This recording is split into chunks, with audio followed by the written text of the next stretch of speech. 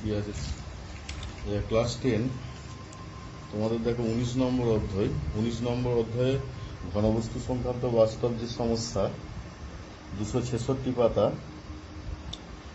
তার যে কিছু অংশ বাকি আছে 266 পাতার নিচের দিকে দেখো, 266 পাতার নিচের দিকে বি 17 অধ্যায়ের বি, দুটি একই ধরনের নিরেট অর্ধগোলক যাদের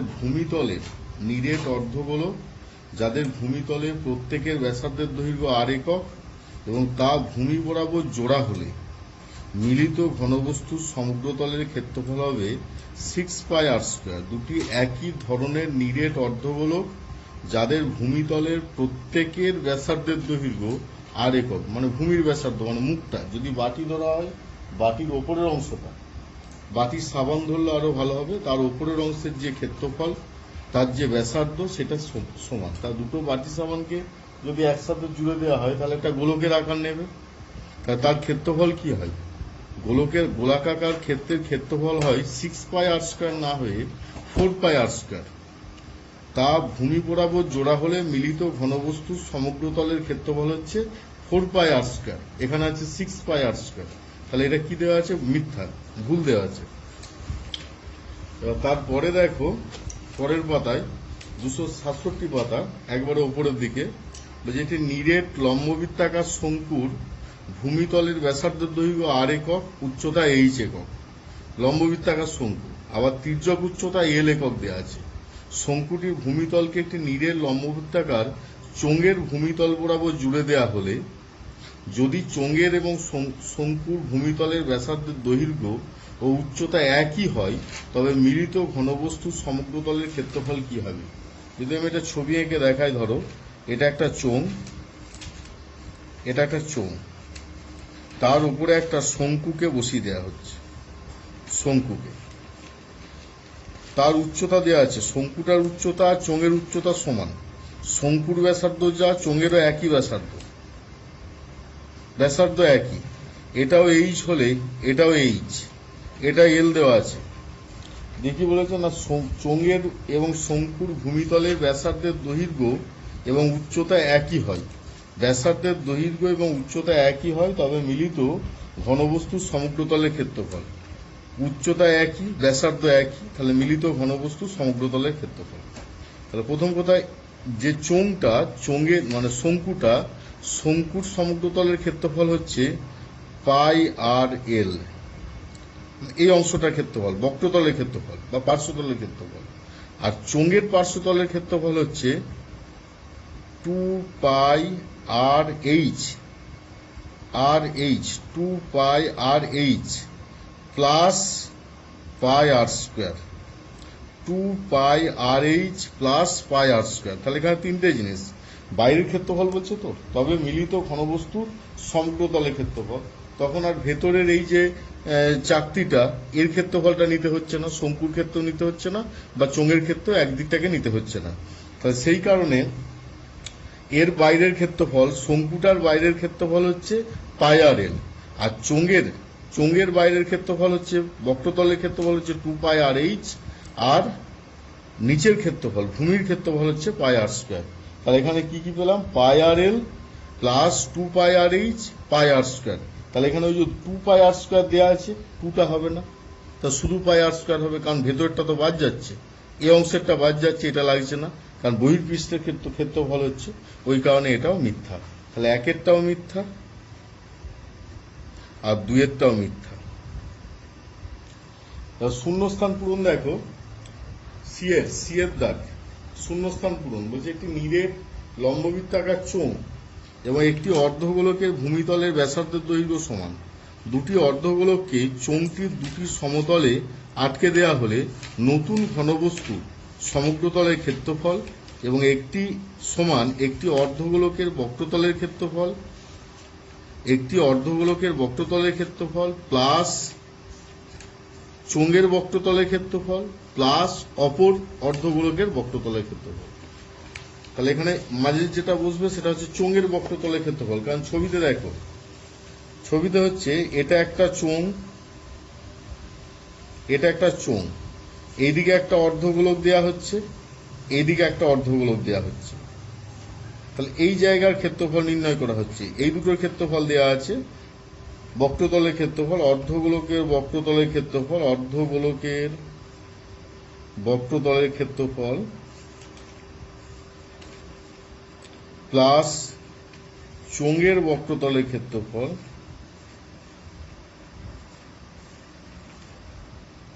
প্লাস অপর অর্ধগোলকের বক্রতলের ক্ষেত্রফল। তাহলে এটা পাচ্ছি চোঙের বক্রতলের ক্ষেত্রফল। তাহলে শূন্যস্থানে লিখতে হবে চোঙের বক্রতলের ক্ষেত্রফল। শূন্যস্থান লিখবে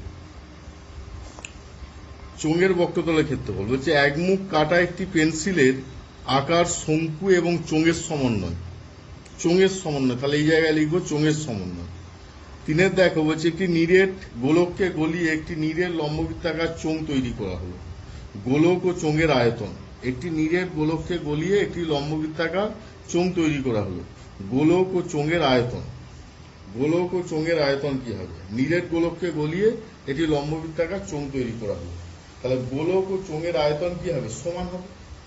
আয়তনের দিক থেকে সমান হবে। তাহলে এখানে লিখবো সমান। এবার 18-1 দেখো বলছে একটি নিরেট লম্ববৃত্তাকার।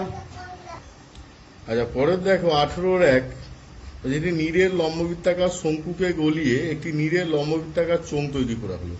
উভয়ের ব্যাসার্ধের দৈর্ঘ্য সমান। তাহলে শঙ্কুর উচ্চতা যদি 15 সেমি হয়, তাহলে নিরেট চোঙের উচ্চতা কত হবে?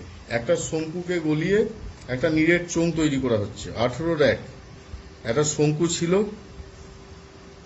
তাকে গলিয়ে একটা নিরেট চোঙ তৈরি করা হচ্ছে। ব্যাসার্ধ সমান বলেছে, উভয়ের ব্যাসার্ধ সমান। এটাও আর হলে এটাও আর। এর ক্ষেত্রে ছোট এইচ হলে এর ক্ষেত্রে বড় এইচ। শঙ্কুর উচ্চতা দেয়া আছে, ছোট এইচ সমান 15। শর্তে 1/3 পাই আর স্কোয়ার এইচ মানে হচ্ছে 15 equal to pi r square into বড় এইচ। তাহলে পাই আর স্কোয়ার বাদ চলে গেল। তাহলে এইচ ইকুয়াল টু 5 পাচ্ছি, 5 সেমি। তাহলে উত্তরে পাবো এইচ ইকুয়াল টু 5 সেমি। 18-2 অঙ্ক দেখো। 18-2 একটি নিরেট লম্ববৃত্তাকার শঙ্কু ও একটি নিরেট গোলকের ব্যাসার্ধের দৈর্ঘ্য সমান, আয়তন সমান। গোলকের ব্যাসের দৈর্ঘ্য এবং শঙ্কুর উচ্চতার অনুপাত নির্ণয় করো। তাহলে উভয়ের ব্যাসার্ধের দৈর্ঘ্য সমান, আয়তন সমান। তাহলে ব্যাসার্ধ আর আয়তন সমান মানে শর্তে আমরা লিখতে পারি 1/3 pi r square h, r h ধরছি শঙ্কুর ক্ষেত্রে, equal to 4/3 pi r cube. 1/3 pi r square h equal to 4/3 pi r cube. তাহলে পাই আর স্কোয়ার বাদ চলে যাবে। h/3 equal to 4/3, h/3 equal to 4/3 r. তাহলে 3 বাদ চলে যাচ্ছে, h ইকুয়াল টু 4 আর। তাহলে আমরা লিখতে পারি যে কোনটা আগে না ব্যাসটা আগে। ব্যাস মানে 2r লিখবো, এটাকে একটু সাজিয়ে লিখছি। h equal to 2 into 2r। তাহলে 2r/h ইকুয়াল টু কি? Half, equal to half. তাহলে 2r is to h equal to 1:2। তাহলে এটা ব্যাস, 2r যেহেতু নিচ্ছি, আর হলে ব্যাসার্ধ হতো, 2r বলে ব্যাস। তাহলে ব্যাস আর উচ্চতা, ব্যাস এবং উচ্চতার যে অনুপাত সেটা হচ্ছে 1:2। আবার দেখো 3 অঙ্ক।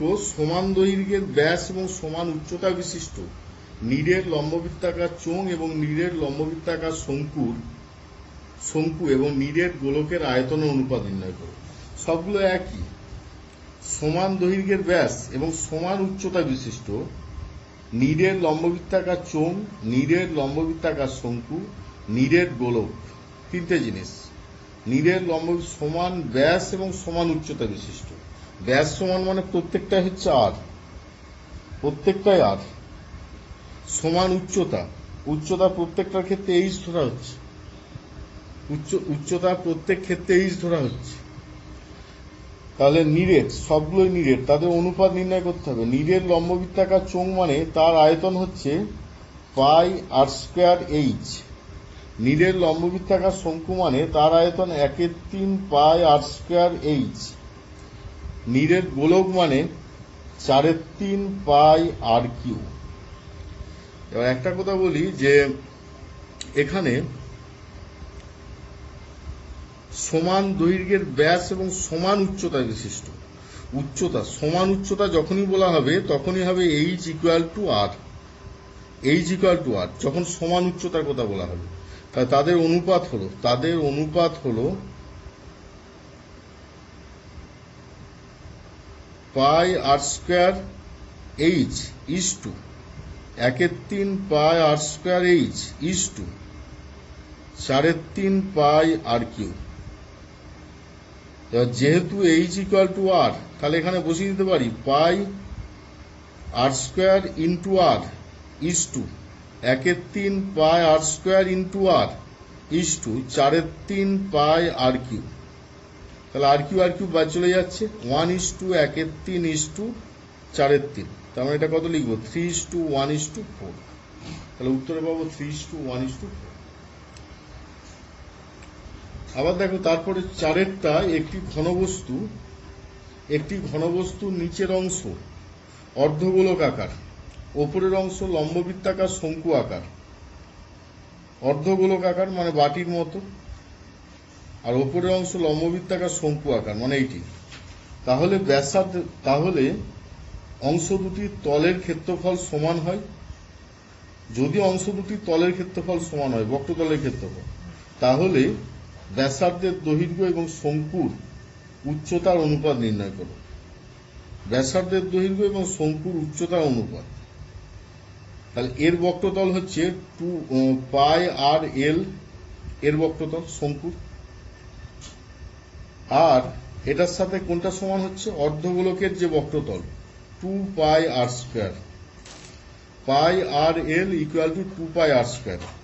এটা এইচ, এটা আর, এটা এল। তাহলে আমরা এখানে পাই আর স্কয়ার পাই আর বাদ দিয়ে দিতে পারি, তাহলে এল ইস টু আর, এল সমান 2r পাবো। এল সমান 2r, কারণ কি পাই আর উভয় দিক থেকে বাদ যাচ্ছে। এল এর জায়গায় বসাবো রুট দিয়ে R square plus H square রুটের মধ্যে equal to 2r। R square plus H square equal to 2r। তাহলে R square plus H square equal to 4r square যদি গুণ করে নেওয়া হয়। H square equal to 3r square. তাহলে শঙ্কুর উচ্চতা ব্যাসার্ধের দৈর্ঘ্য এবং উচ্চতার মধ্যে অনুপাত R square by H square equal to হবে 1/3। R by H equal to হবে 1/√3।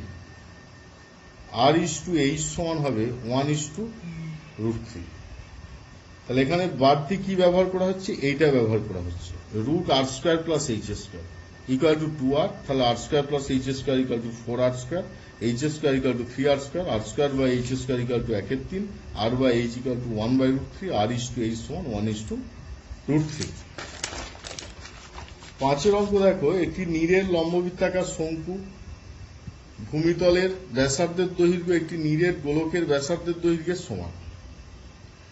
গোলকের আয়তন শঙ্কুর আয়তনের দ্বিগুণ। শঙ্কুর উচ্চতা ও ভূমিতলের অনুপাত নির্ণয় করো। তাহলে এখানে ব্যাসার্ধ দুটো সমান, ব্যাসার্ধ আর শঙ্কুর ক্ষেত্রে উচ্চতাটা ধরে নেওয়া হচ্ছে এইচ। শর্তে গোলকের আয়তন শঙ্কুর আয়তনের দ্বিগুণ। গোলকের আয়তন হচ্ছে 4/3 পাই আর কিউ, আর স্কয়ার এইচ, আর কিউ 4/3 পাই আর কিউ গোলকের আয়তন 2 into 1/3 pi R square H. উভয় দিক থেকে 1/3 পাই আর স্কয়ার বাদ চলে যাচ্ছে, 2/3 পাই আর স্কয়ার। তাহলে বাঁ দিকে পড়ে থাকবে 2r, আর ডান দিকে হবে এইচ। বাঁ দিকে 2r, ডান দিকে এইচ। তাহলে শঙ্কুর উচ্চতা এবং ভূমিতলের ব্যাসার্ধ বলেছে। তাহলে H by R equal to 2/1, H is to R সমান 2:1। ব্যাসার্ধের দৈর্ঘ্যের অনুপাত নির্ণয় করতে বলেছে। শঙ্কুর উচ্চতা এবং ভূমিতলের ব্যাসার্ধ, উচ্চতা হচ্ছে এইচ, ব্যাসার্ধ হচ্ছে আর। কিছুই নয় না, গোলকের আয়তন শঙ্কুর আয়তনের দ্বিগুণ। এখান থেকে কাটাকুটি হয়ে কি বাদ যাচ্ছে, 2/3 পাই আর স্কয়ার। বাঁ দিকে 2r থাকছে, ডান দিকে এইচ থাকছে। H by R equal to 2/1, H is to r equal to 2:1। ঠিক আছে, তাহলে এই চ্যাপ্টার তোমাদের শেষ হয়ে গেল, বা পরের চ্যাপ্টার করানো হবে আলাদা করে?